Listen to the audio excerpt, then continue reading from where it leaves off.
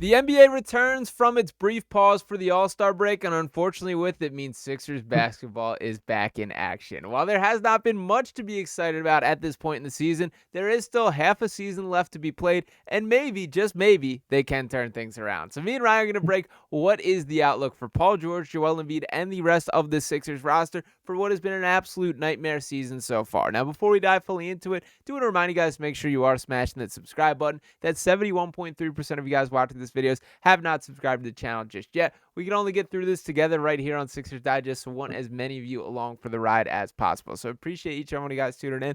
And Ryan, to throw to you right off the bat here, what is your outlook heading into this now second half of the NBA season for this Sixers team? Yeah, I think you said it best off the top with the return of the NBA means unfortunately Sixers basketball. I feel like that is kind of sums up this entire season in a nutshell. It's just been a roller coaster of emotions. Obviously a slow start, bad start. Jared McCain looks great. He gets hurt. Joel Embiid has been in and out of lineup. Tyrese Maxey has looked awesome at sometimes. Paul George hasn't lived up to the hype.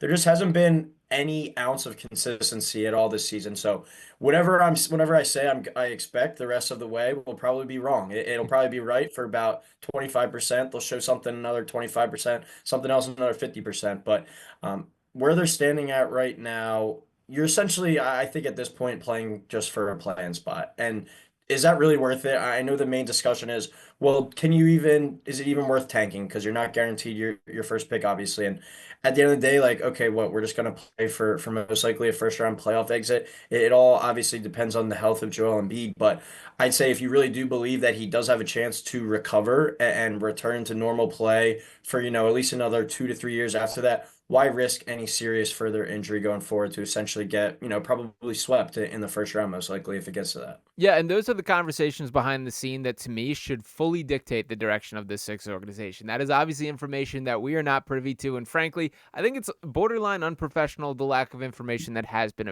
made available public here. That it is kind of crazy, some of the information that just either leaks its way out or never makes itself out. And to add to that exactly, we did get this report from ESPN's Shams Charania saying that Paul George is receiving injections just to play, with Shams' quote being, "That's something that you see players do come playoff time, not necessarily the regular season." And to this point here, if that is the case, my question would just be, why? Like, I get it. I appreciate it from Paul George's standpoint that you're obviously trying to battle through help. And for what it's worth, when watching that full clip from Shams, he did not particularly say what specifically he's getting injections on, that he does have the pinky injury. He also mentioned how he started the season behind the eight ball because of those back-to-back bone bruises, that he's also dealt with a groin issue. So there's been a lot that Paul George is going. And to be completely fair, maybe the All-Star break could be the best thing for this Sixers team. You just get a chance to unwind, get away, maybe get healthy if you want to be optimistic there. But how shocking was that Paul George report to you? And do you think this is something that, if that is the case, we should start having these shutdown conversations about the prize free agent edition as well? Well, my response to that tweet was, well, these injections sure don't seem to be working. It is just a little bit of a weird kind of leak because, like you said, these things probably happen more so than we know that it's actually reported, and Sure. it's not a coincidence that he's having, I'm not gonna say career worst season, but definitely up Up there. there.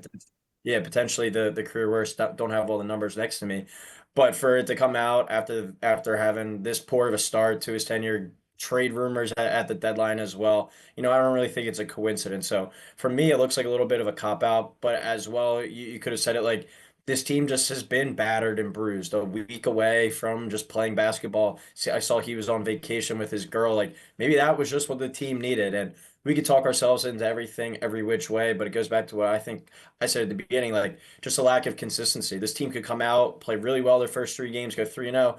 We could talk ourselves right back into it, but it wouldn't surprise me in the next game if there's a major injury that causes this team to go back into a rut. So it's just a lack of consistency and basically just talking ourselves into a play-in spot at this point. It for me, it just becomes like just shut it down. Let Tyrese Maxey go out there and play, continue to develop.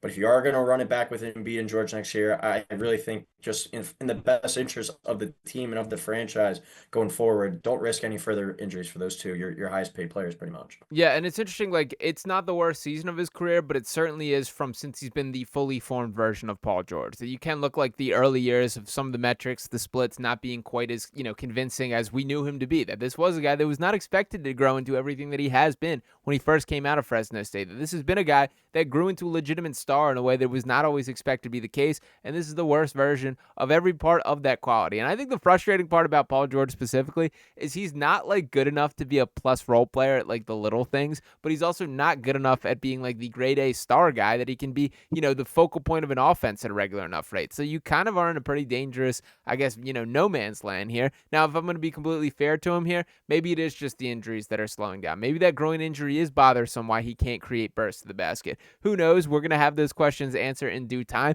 But the pushback for the media outlook for the Sixers team, sort of my, I guess, me being against this concept of tanking has just to me been like the realistic chances of them keeping that pick. And to give the exact numbers here, did want to pull up the percentage. So to make it clear that these are the percentage that they keep the pick, not that it is the one pick. So if they finish with the first or second worst record in the league, you will 100% chance of that falling in the top 6 picks, meaning the Sixers keep it. When you look beyond that, you see the numbers drop off pretty steep. And looking realistically at the worst teams in the league, this is currently the bottom of the NBA. So you can count up there, seeing the Wizards the worst, Pelicans second to worst, Utah Jazz third to worst, Charlotte Hornets, Toronto Raptors, Brooklyn Nets. So that puts the Sixers at the 8th worst record in the NBA right now. If my quick math did things, 7th worst record in the NBA as my quick math on number 2 gets things correct there. So if we're going to go off those numbers, if the season were to end today, what that means for their percentage to keep the pick is the Sixers would have a 31.9% chance of keeping it. Now, granted,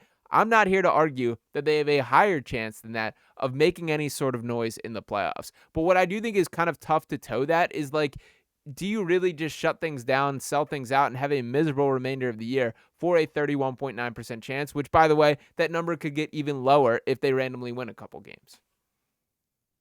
But I'd also throw it right back at you, like, do you want to have an even more miserable full next season? Like this season has already been miserable to begin with, and I don't think, making just the play-in round and potentially, winning the play-in series and then getting to match up with either Cleveland or Boston is going to make the season any more, entertaining or happy from a Sixers fan perspective.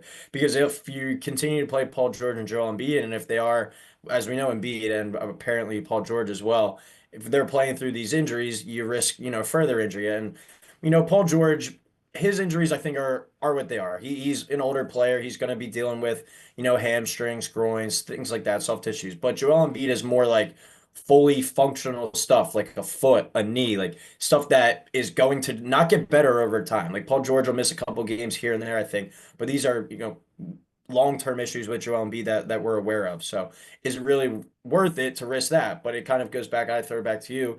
Do you think if that Sixers team does make it and you're like, okay, will you roll the dice with a matchup against Boston, with a matchup against Cleveland, with a matchup against the Knicks if they found a way to play them?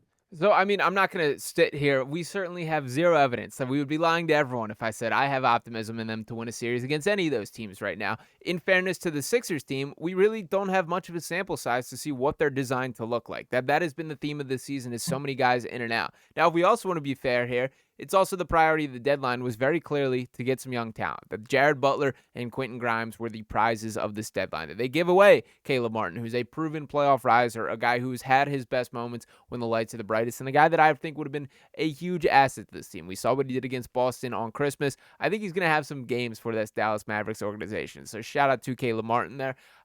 I guess if I want to paint this real optimistically, I think there's a non-0% chance that this Cavs team is still frauds. That this is sort of one of those like Atlanta Hawks, very good regular season teams, a Utah Jazz, very good regular season teams that aren't built for the playoffs.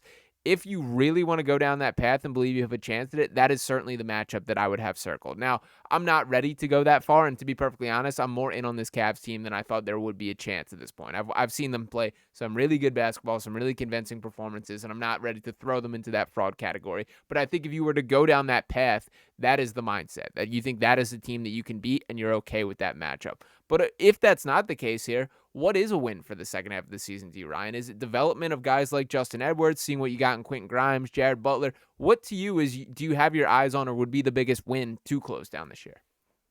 Yeah, if we go away from, making the playoffs, potentially making a push there, it's certainly the development of those young guys, seeing what you have to offer for the next season. Like you touched on it when they traded for Jared Butler, but you said you assumed that he would get converted to a full weight deal. That's already happened. So Yep. it looks like they have plans of him in the future. Let's see if he can be kind of that long-term guard. Can Justin Edwards continue to develop? And for me, it's just a shame the way that the Sixers went into the break, losing, I think it's 5 in a row. Yep. And then in two of those games are against the Raptors and the Nets. Like if you won your last two games, you're probably coming into the All-Star break with a different tone. You have Boston the first game out of the break, but then you have Brooklyn and you have Chicago, winnable games, and then you go to New York. Obviously, that's going to be a tough matchup, but certainly a winnable matchup. Like the tone of this podcast itself, I think, could have been very different had they at least won those last two games or beaten Milwaukee without Giannis, beaten Detroit as well. And they were just no shows for pretty much that last week. And it kind of gave off the vibe of like they just wanted to get to the All-Star break themselves. So does this Sixers team even want to show up for the rest of the way, the 30 games or whatever is it, or are those guys mailing it in as well? I think this next kind of week, you got 4 games left in the month of February. I think that'll kind of tell you probably where the direction this team's going. If they go 0-4, it would not surprise me, March and April if we don't see Embiid at all the rest of the way, because you could pretty much at that point just chalk it up as he's not going to be healthy the rest of the year. No need to push him. We just locked him up to this extension. Let's just push it to the side and move on to next year. Yeah, and by the way, to that same kind of sort of mindset here, if they did not have that 4 or 5 game winning streak or whatever it was, we easily could be talking about that this season is already packed in, and the decision would have made there. So it is And the interesting. pick and the likelihood of the pick as Yes. well being much greater. Exactly, that the direction would have been chosen at that point. But regardless, the games will continue to be played. The NBA season will continue on. There is no 2K sim to next season button, as much as Daryl Morey certainly wishes that the case. So me and Ryan are going to keep plodding along with you guys right here on Sixers Digest. So once again, make sure you are smash that subscribe button if you have not already. Once again, that's 71.3% of you guys who have not subscribed to the channel just yet. We can only get through this together right here on Sixers Digest where we buckled in for whatever goes down. Ryan, any final words for the state of the Sixers before we sign off here?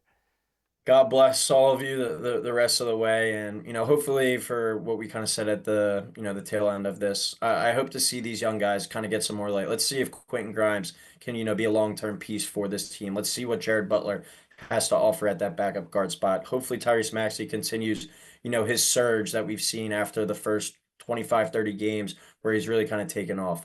That's what I'm kind of looking forward to the most. And I just think this is, a lost season in general, making the playoffs, playoffs, whatever you want to call it. I'm not going to consider a win, but as you said, we're going to be here, we're going to be watching, and we'll be along every step of the way. Yep, you heard the man. So make sure you smash that subscribe button. Drop a like on this video. Any comments you have below. Me and Ryan will be back talking with you next time right here on Sixers Digest. Peace.